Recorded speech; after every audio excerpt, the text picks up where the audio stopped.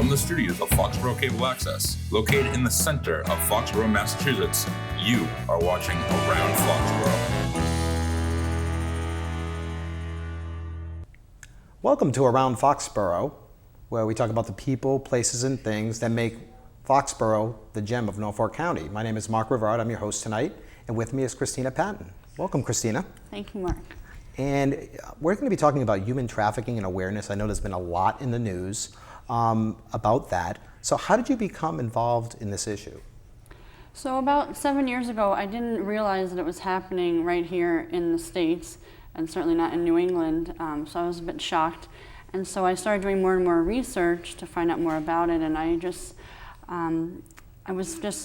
as I learned more and heard more about it, I wanted to do something. And so I was part of a ministry at our church that started up called the Soul Ministry. It's called Sanctity of Human Life, and it's really about meeting the needs of the most vulnerable people in our midst, and certainly victims of trafficking fit that, and so that's one of my main focus areas. So we do various different things through the ministry, from education to intervention and prevention and rehabilitation, but our main focus is education and awareness. So where do you present this? Do you go to different schools, different community centers? How do you?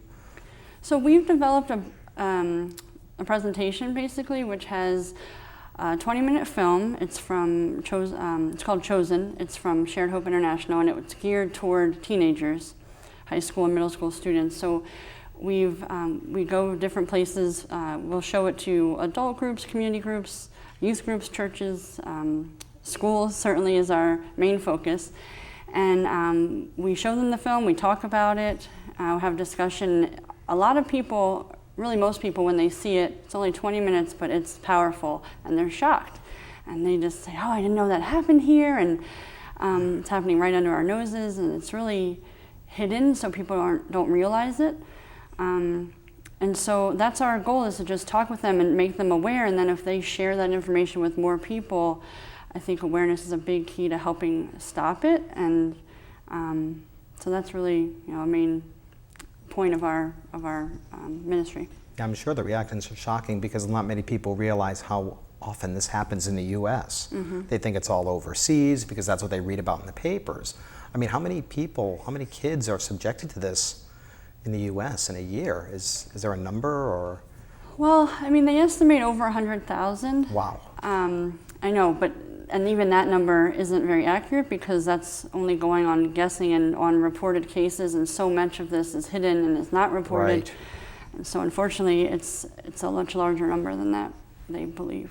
Wow, that's incredible. Well, I think to show our folks at home exactly how powerful this message is, I do believe you did bring a trailer for this presentation, what you use.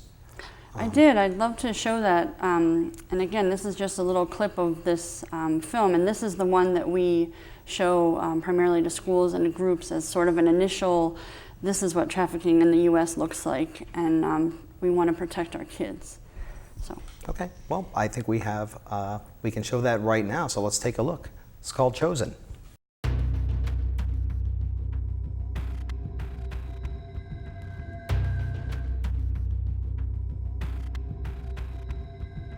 We're working with what we have, and I was like, what do we have? And she's like, your body. I didn't know about sex trafficking until I was in the middle of it.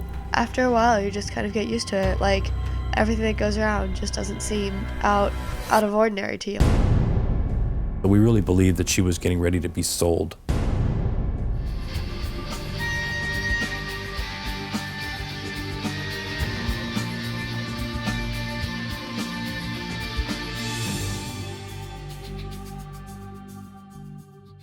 Brianna comes from a small town, was an A student, did everything you hoped your daughter would do. My dreams were to become a nurse. While I was in high school, I had found a waitressing job. I love school, I love being around my friends, and my science class was like my big thing. These traffickers or pimps, they pretend to be an older boyfriend, and these young girls actually fall in love with these guys. and believe that this guy loves them back. He was like 24. He played football at a university. He had bought me some designer jeans and things. Go to like movies and malls, trips, stuff like that. He bought me a dress and some jewelry because like I didn't really have stuff like that. It's important for the pimp or the trafficker to separate these girls from their family and their friends. He really gave me the courage to kind of stand up to my mom. He was like, you know, just kind of keep it on the down low. One day he asks for something, and even though she doesn't want to do it, she's so worried about losing him that she will. And once he's had her do it once, he pretty much can control her from then on. He kept saying that he needed money. So I was like, you know, I'll help you or whatever. I made a choice that night, but I found out that they actually had chosen me.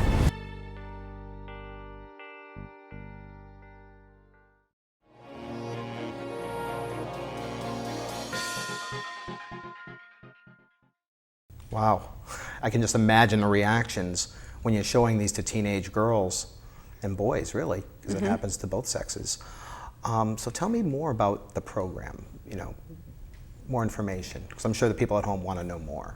So the main idea is that this could happen to any child, you know, like from a good home, from a not so good home. But the more vulnerabilities you have, the higher your risk. So if you're a child, vulnerability number one, right? Under 18, you're innocent. There's a lot there. And unfortunately, traffickers, they know that. They prey on that. And so that's why kids are just easy to, you know, to target, really. Another vulnerability is the foster care system. They're higher risk. You know, kids from a low-income situation would be higher risk.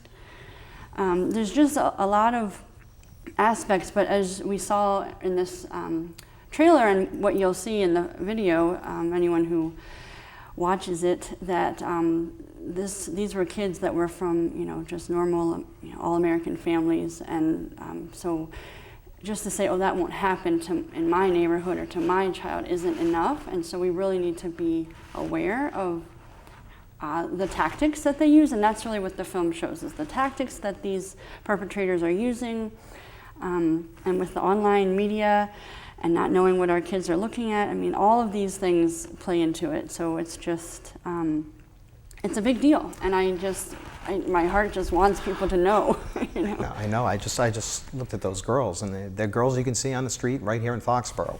You know, it's really scary. So how do you prevent, I mean, are there certain steps or certain, I don't want to get into the whole training method that you do, but how do you become aware of this? I mean, are there certain signs, certain things that you can tell somebody's doing this? There are a lot of signs, and that is mostly what they review in the film, but some of them are, you know, younger girls really shouldn't be spending time with older boys or men. So a big age gap in someone that you're dating. Someone who's trying to isolate you from your family and friends. You know, there's no need for that. If a girl at school shows up and she's got a lot of expensive new stuff, all of a sudden. That's a sign right there, yeah. Yeah, skipping school, skipping class, all those factors are you know, are signs of trafficking going on. They use drugs too, I'm sure.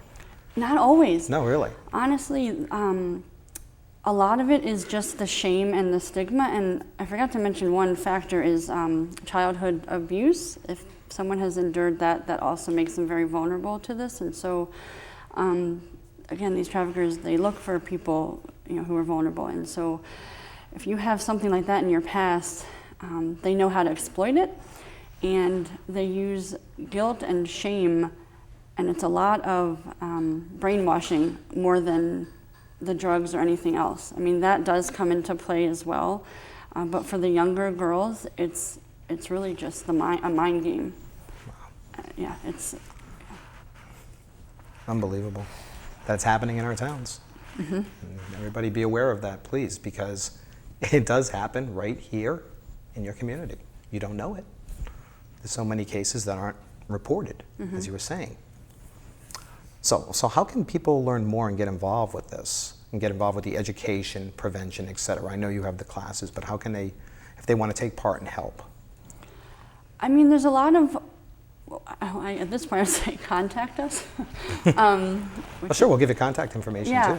If you email us, we'd be happy to direct you depending on what area you'd want to focus on, right? So there's, I think I mentioned prevention in different areas that you can get involved in, but they can get into the Amira House, which is a safe house in New England, which has a great model for whole person care, and they help victims who have come out of trafficking and want to sort of rehabilitate and start their life again.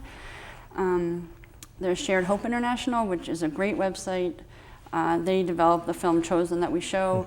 They have a lot of information on the laws and things like that, getting involved with that. Exodus Cry is another great one. They did the film Nefarious, which is another documentary, a very poignant look at worldwide trafficking. So there's a lot of resources, those books, films, and it's hard to say where to go first. I would say if they wanted to contact us, again, everything we do is not for any cost. It's really just, we feel like our faith compels us to share this, and so that's why we do it. We just want this information to get out there. So I will talk to someone for 30 minutes like tonight, or I'll talk 2 hours if you let me. So, keep talking. We have all the time in the world. Yeah, I'll speak to different groups who want to listen, who want to hear about it.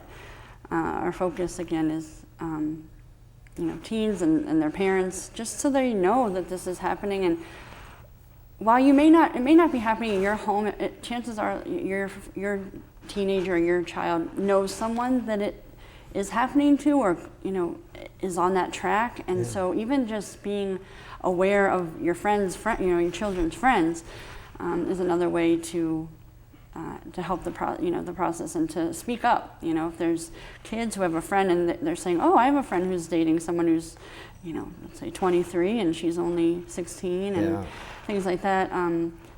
Speak up, because it's not a game. I mean, it's important to. It's important to have the communication open between the parents and the teens, and also their friends, because you don't find out about these things unless somebody says something. Right. That's the bottom line. That's how we prevent things, is speaking up. Right. And awareness is such a big part of it. When people don't realize it's happening, or they, like you said, see it on the news, it's like, well, how does that affect me and my circle? And I would say it does, because unfortunately, if people are buying sex, which we know they are in every zip code across America, then trafficking is happening. And I think that's another misconception, is that people who are being exploited are choosing that life or payment, or however you want to look at it. But more and more I've heard from many, many survivors of trafficking, and it's not a choice that someone makes because they have options. It's a choice you make because you have no options. Right. And chances are something happened in your childhood or past that led you on that, on that track. So it's never okay. People, they're not objects, and that's, very important to me, is to understand that people are priceless. They have value simply because they're people. A lot of people say, "Oh, that's someone's daughter," or "That's someone's sister," and it's like, yeah, it is. But it doesn't matter if they are or not. They're people, and they have inherent value, right? Because they're created and they're people. So there's that element. And then for me, the children piece is the innocence that's lost. That really irks me. Children deserve a childhood. They deserve their innocence. And when they are caught up in this, they are robbed of something that they can never get back. So that's why it's just important to care about it, and I obviously care a lot about it, and I want other people to care about it, to help prevent it, and to help share that this is happening. And so our children are priceless. Their innocence is priceless. And speaking of priceless, there is a movie that's going to be shown.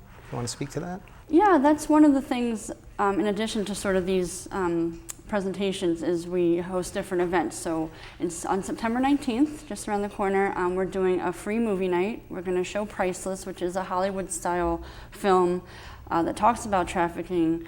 I like the film because it's not over the top on the, sort of the graphic details of it, but it gets the point across, and it also has a message of hope at the end, as well as ways people can get involved. They have a ton of websites after the film. So we're going to share that, talk a little bit about trafficking, resources that we know of that people could get involved depending on what they're interested in.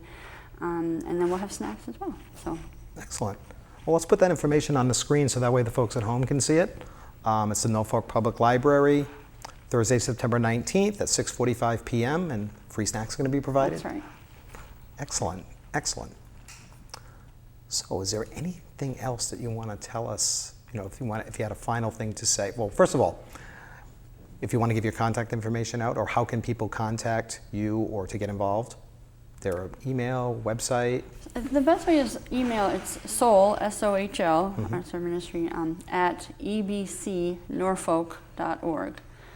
And if they email that, I or someone from our ministry will respond and sort of direct them to whatever they need. And again, we are always seeking opportunities to speak to people, and we can tailor our presentation lengthwise for whatever their whatever their audience is, I guess I should say.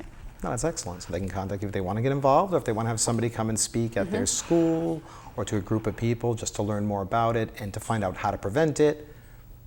That's excellent. That's excellent. So I'm glad everybody at home, hope you took that down. If not, make sure to check out our website at fcatv.org, where you can see this presentation again and you'll be able to get that information. So any final thoughts, words that you want to get across about the topic or ministry or? I always tell people that although it's a sobering topic and it feels overwhelming, if you can be sort of one person to one kid, that could change their life. A lot of the kids that get involved in this don't have one person that they can call or rely on.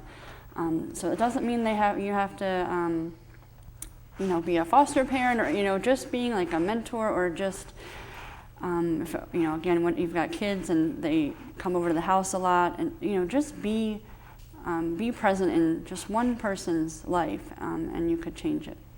That's definitely the thing. You have to be present in the kids' lives. You have to really pay attention to what's going on around them. It's hard, especially when they're teenagers, because they don't want to tell you anything, but you have to look for the signs, like you said, and you have to just really communicate with your children.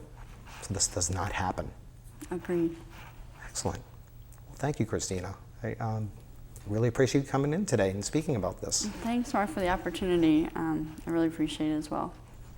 Well, that was Christina Patton, and I'm Mark Rivard, and this is Around Foxborough. Have yourselves a great day.